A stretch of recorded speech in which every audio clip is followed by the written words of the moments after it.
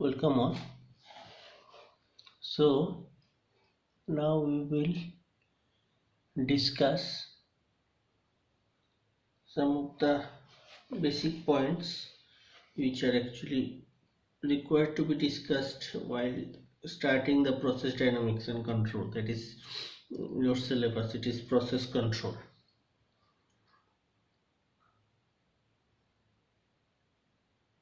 The different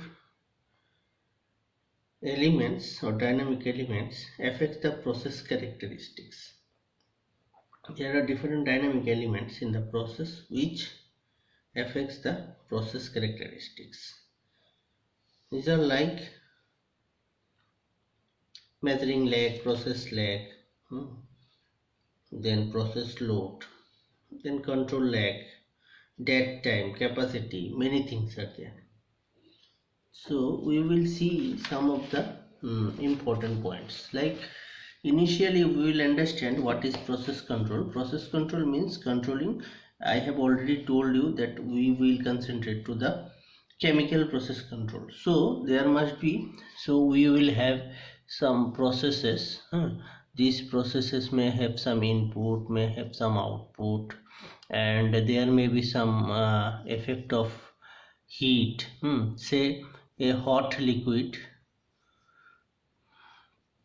is entering inside this and coming out, so it will be acting as a heater, so there must be some effect of heat transfer. So all those process conditions will involve to draw some process equations. Okay, so from that we need to understand which one is control variable, which one is process manipulated variable, which one is your measured variable, which one is your disturbance variable. Those you need to identify. So it depends on the process equations. So this is first point called process equations. So these process equations may be depending upon the mass balance equation or component balance equation,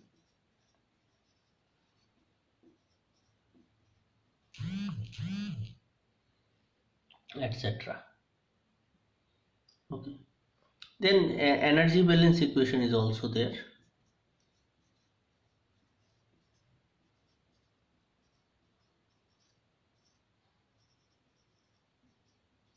etc. These are the process equations. So depending upon that we need to find out, or you can say briefly speaking, suppose at a temperature T may be a function of say Q inlet, then Q outlet, then initial temperature T0, many parameters may be there. So this is the formation of the output temperature or something like that, or measured variable. Okay, so in this way we need to utilize these equations to modify our process equation. So those things you will see later, how to write the process equation. As of now you just understand that yes, there is a need of process equation. Next point is measuring lag. Measuring lag. So what is measuring lag? It is the retardation or delay in the response of an instrument to change in measured variables. There are two types. First type is retardation type,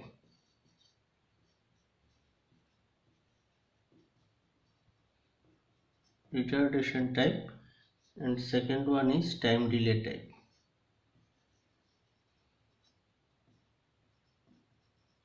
So in retardation type, here the response of the measurement, in this case retardation type, the response of the measurement system begins immediately after the change in the measured quantity has been taken place.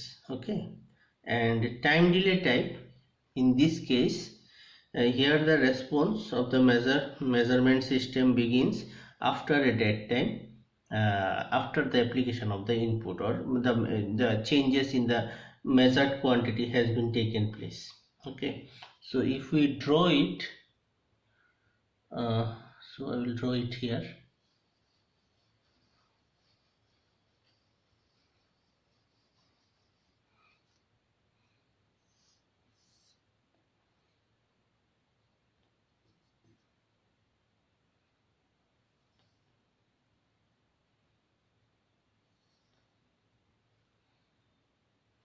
So this is the measured lag, this is called the measuring lag, and this is the dead zone.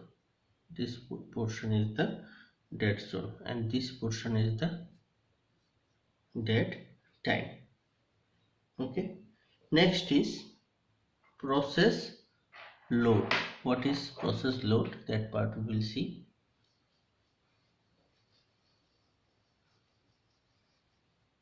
Process load.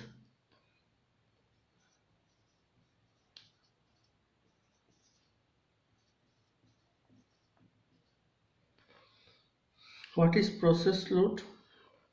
Process load means from the process, it is very clear that in process load refers to set of all process parameters excluding the control variable. When all the parameters having nominal values, then it is called the nominal load on the processes. And then even in the set point changes also, it will act as a process load, or the load changes, actual load, the set point changes you can understand. Load changes means when one of the load parameter changes from nominal value, that will also act as a load change. And then transients in the process, this is another type of change which involves temporarily in the process. So those things, everything comes under process load. Means you can consider it as disturbance also. So what may be a disturbance? If you try to understand, say I am having a level, a tank. In this I need to maintain the level. Okay, so this is my inlet and this is my outlet. Now I have understood that if this Qi and Qo is maintained, then the level may be maintained, normally speaking. Now what I have done, I have applied a unknown Q, another input I have added. Now you are maintaining this Q0 and Qi by some means, and you are maintaining this level, but when another Q is added to the system, then this level will definitely increase. So this is acting as a process load for this example. Not necessarily for all examples, you need to identify which one is acting as a process load. Say I am changing the set point, initially I am just, if I take a example like it is at 10% of the level, and then suddenly I have changed the set point in the controller as 80% or 50%, then this cap will, this change in the set point will act as a process load. And it may be the other conditions, like as I have told, the load changes, load parameter changes from the nominal value. It may causing corresponding shift in the control variable. Okay, so these are the process load. Next, fourth point is called process lag.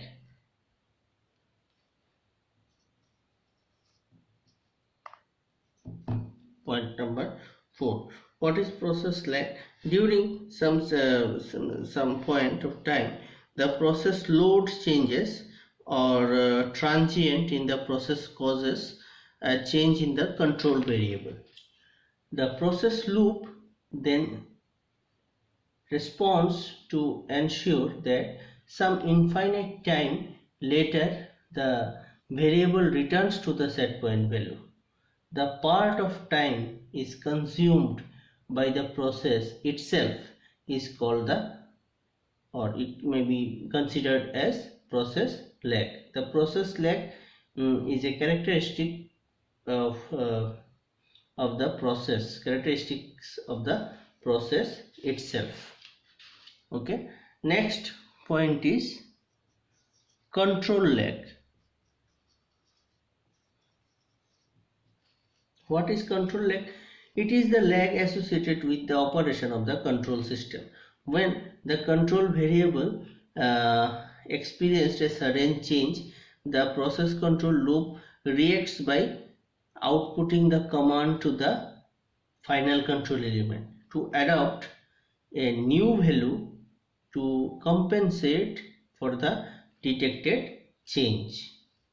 Then sixth point is the self-regulation.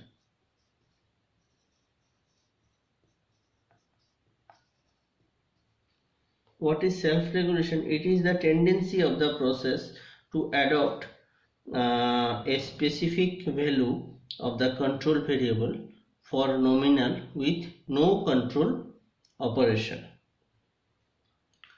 Okay. See, it may be understood by say self-regulation means if you are having a first order system and if you give the command, then after some time it will settle down in a particular value. So you need not to take any corrective action or control action on this. Or say if you take an example of a pendulum, uh, so if you give a simple perturbation to the pendulum, so its position will come here and then it will oscillate in this direction and again it will come back to this original position. So it is having the self-regulation property. So it will oscillate like this and it will come back to this position. Or if you have a first order system, then if this is the set point, if you know this, then you know that if you apply a input 1, then this much time after the time constant it will settle down to this position. You know this. So these are some self regulation. If you don't apply any external force, or if you are not applying any disturbance to the system, then no need of control action. After a certain amount of time it will settle down. But if you want to improve its control performance, then you need to take care. Next, so you have understood the self regulation. Then oscillation, you know what is the self period of oscillation. Then types of processes, there are different types of processes like dead time process first. So it is over now. There are some types of process.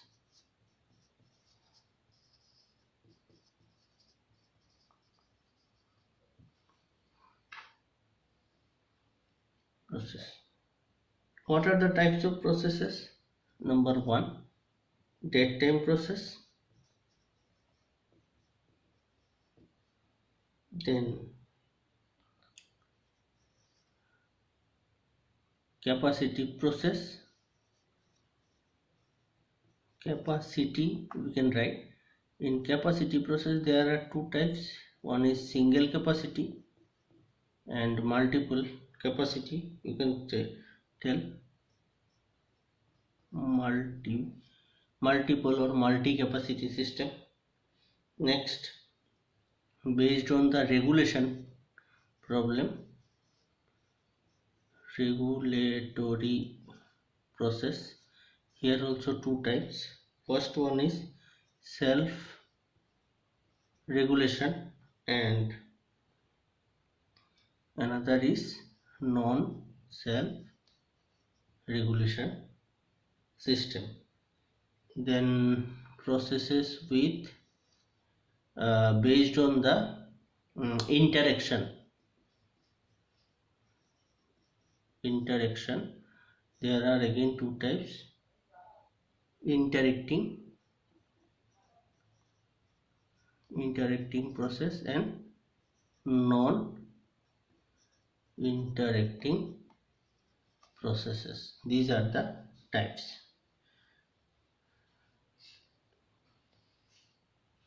Then we will see in the subsequent lectures what are the different types.